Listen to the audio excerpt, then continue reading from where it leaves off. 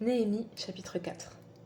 Cependant, Sambala, Tobija, les Arabes, les Ammonites et les Asdosiens ont été très irrités en apprenant que la restauration des murs de Jérusalem avançait et que les brèches commençaient à être bouchées.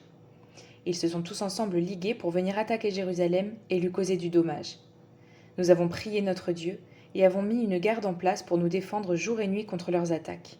Toutefois, les Judéens disaient « La force des porteurs de fardeaux va faiblissant, et il y a tellement de décombres que nous ne parviendrons pas à reconstruire la muraille. » Quant à nos adversaires, ils disaient « Ils ne sauront et ne verront rien jusqu'à ce que nous arrivions au milieu d'eux.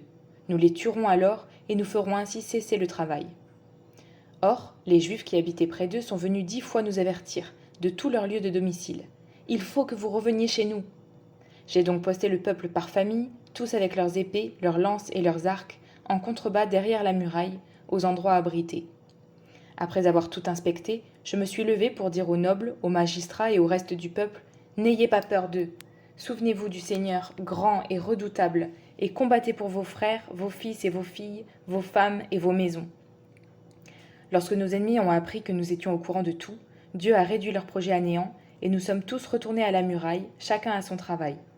Depuis ce jour, la moitié de mes serviteurs travaillaient à la construction, tandis que l'autre moitié était armée de lances, de boucliers, d'arcs et de cuirasses.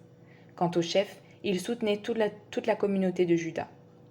Ceux qui construisaient la muraille et ceux qui portaient ou chargeaient les fardeaux travaillaient d'une main et tenaient une arme de jet de l'autre. Chacun des constructeurs gardait son épée attachée à la taille tout en travaillant, et le sonneur de trompette restait à côté de moi. J'ai alors dit aux nobles, aux magistrats et au reste du peuple « Le travail est immense et le chantier étendu, si bien que nous sommes dispersés sur la muraille, éloignés les uns des autres.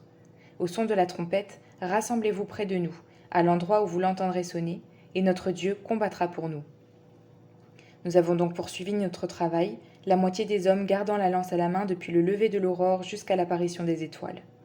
À la même époque, j'ai encore dit au peuple « Que chacun passe la nuit à l'intérieur de Jérusalem avec son serviteur. Montons la garde pendant la nuit et travaillons pendant la journée. » Ainsi, nous ne quittions pas nos vêtements, ni moi, ni mes frères, ni mes serviteurs, ni les hommes de garde qui me suivaient. Chacun gardait son arme, même pour se laver.